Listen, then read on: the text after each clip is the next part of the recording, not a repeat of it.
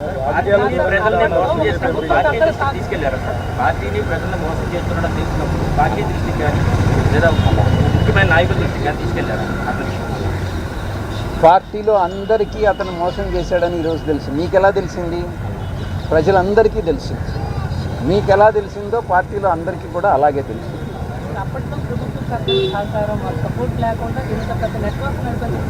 మీరు అడిగిన క్వశ్చనే మళ్ళీ అడుగుతున్నారు. మీరు అది నాకు తెలియదని నేను చెప్పాను. మీకేదన్నా తెలిస్తే ఎవరు ఈ అథారిటీ ఇచ్చారని మీకేదన్నా తెలిస్తే నాకు కూడా చెప్పండి. దీంట్లో బిగ్ బాస్ అని ఒక ప్రచారం జరుగుతుంది సార్. ఎవరు ఆ బిగ్ బాస్? కీలకంగా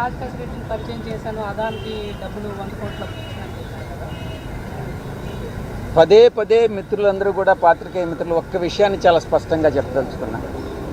పదే పదే యూట్యూబ్ ఛానల్స్లో కానీ శాటిలైట్ ఛానల్స్లో కానీ సాయిరెడ్డి నెంబర్ 2 సాయిరెడ్డి నెంబర్ 2 అని నన్ను చెప్తున్నారు పార్టీలో. నేను ఒక్కటే చెప్తా ఉన్నా, ప్రాంతీయ పార్టీలో నెంబర్ 2 అనే స్థానమే ఉండదు. అప్పట్లో మా అధ్యక్షులు, మా పాత పార్టీ అధ్యక్షులు కూడా స్వయంగా చెప్పారు, 1 నుంచి 100 వరకు ఎవరు ఉండరు, 101 నుంచే ఉంటుంది. ప్రాంతీయ పార్టీలో ఎవరైనా కూడా నేను నెంబర్ 2 అనేది నేను భావిస్తే అది అంతా మిథ్య మాత్రమే.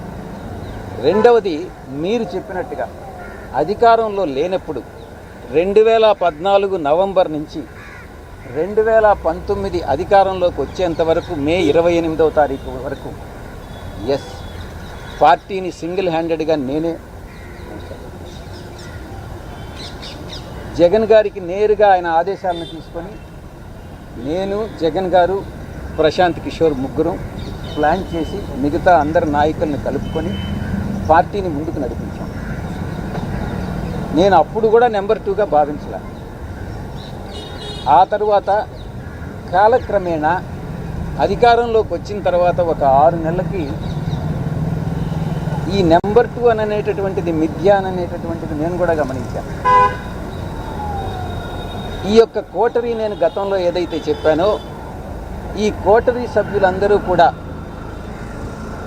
నా మీద తినగవేము తీయనుండు అనేటటువంటి సామెత నాకు గుర్తొస్తూ ఉంది. మా యొక్క నాయకుడికి, అప్పట్లో నాయకుడికి చెప్పి సాయిరెడ్డి ఒక వెన్నుపోటుదారుడు అవుతాడు, ఏ రోజైనా మీ యొక్క స్థానానికి ఆయన స్థానభ్రంశం చేస్తాడు అన్నటువంటిది ఆయనకి చెప్పి, నేనేదో కొన్ని వేల కోట్ల రూపాయలు దోచేశాను అన్నటువంటి అపవాదనంతా నా మీద మోపి ఈ యొక్క కోటరీ ఆయన మనసును మార్చి నన్ను 2వ స్థానం నుంచి, మీరు అనుకునే 2వ స్థానం నుంచి స్లోగా తగ్గించుకుంటా నాకు ఇచ్చిన పదవులన్నింటినీ కట్ చేసుకుంటా వచ్చి నన్ను 2000 స్థానంలో నిలబెట్టింది. చాలా అవమానాలు పాలయ్యా. ఈ కోటరీ, మరొక్కసారి చెప్తా ఉన్నా, ఈ అవమాన భారం తాళలేక, ఈ కోటరీ యొక్క వేధింపులు తాళలేక, నాకు అప్పట్లో నా నాయకుడైనటువంటి జగన్మోహన్ రెడ్డి గారి మనసులో స్థానం లేదని గ్రహించి వేదన చెంది నేను పార్టీ వేడడం జరిగిందే తప్ప వేరే ఏ కారణం కాదు. మరొక్కసారి చెప్తా ఉన్నాను, మీరు ఈరోజు కూడా ఈ యొక్క యూట్యూబ్ ఛానల్స్లో పార్టీలో నెంబర్ 2గా ఉన్నటువంటి వ్యక్తి విడిపోయాడు, పార్టీలో నెంబర్ 2గా ఉన్నటువంటి వ్యక్తి విశ్వాసఘాతకానికి పాల్పడ్డాడు, పార్టీలో నెంబర్ 2గా ఉన్నటువంటి వ్యక్తి జగన్మోహన్ రెడ్డి గారిని మోసం చేసి వెళ్ళిపోయాడు అని పదే పదే చాలా న్యూస్ ఛానల్స్లో మా వాళ్లే కొన్ని రాయిస్తూ ఉన్నారు, మీరు కొన్ని రాస్తూ ఉన్నారు.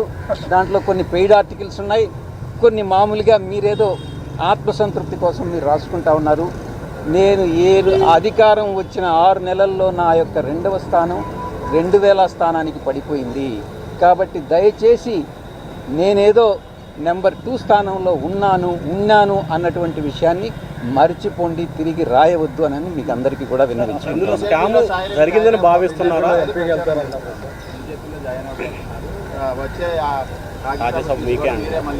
ఇంకోటి కూడా, మా ఏ సాక్షి అయితే నేను పెట్టానో మొదటి నుంచి కంపెనీ ఇన్కార్పొరేషన్ నుంచి లాంచ్ వరకు నేను చూశానో, అదే సాక్షిలో ఎవరో ఒక అతను చెప్తా ఉన్నాడు,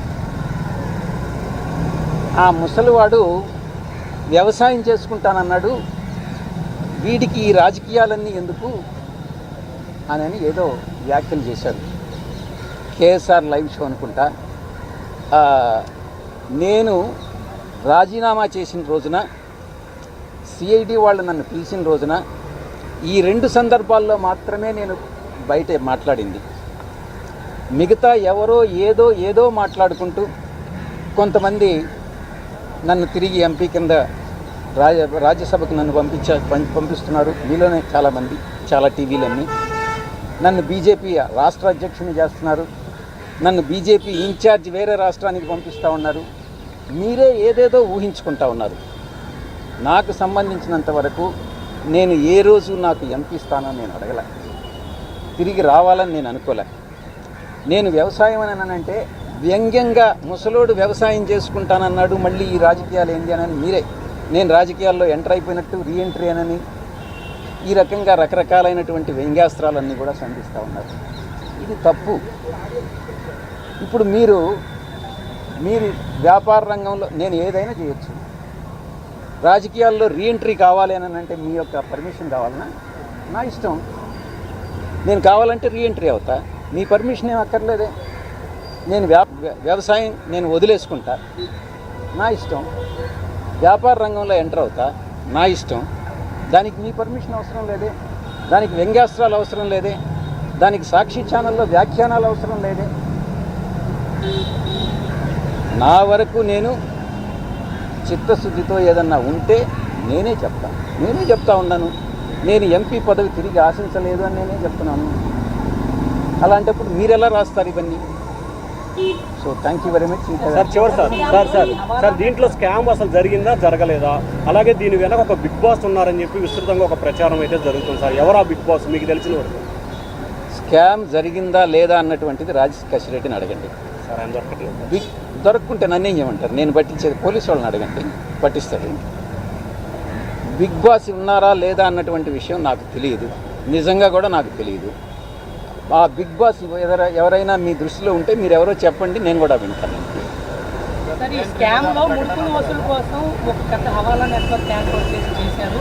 దాంట్లో కొంతమంది క్రూషియల్ రోల్ పోషించారు అనేది ఒక ఆలోచన. ఆ విషయం మిమ్మల్ని ఏమైనా అడిగారు. ఈ యొక్క రాజ్ కసిరెడ్డితో ఎవరెవరు అసోసియేట్ అయ్యారు అన్నటువంటి విషయాన్ని అడగడం జరిగింది. ఆ రాజ్ కసిరెడ్డితో నేను ఒక్కటే చెప్పాను.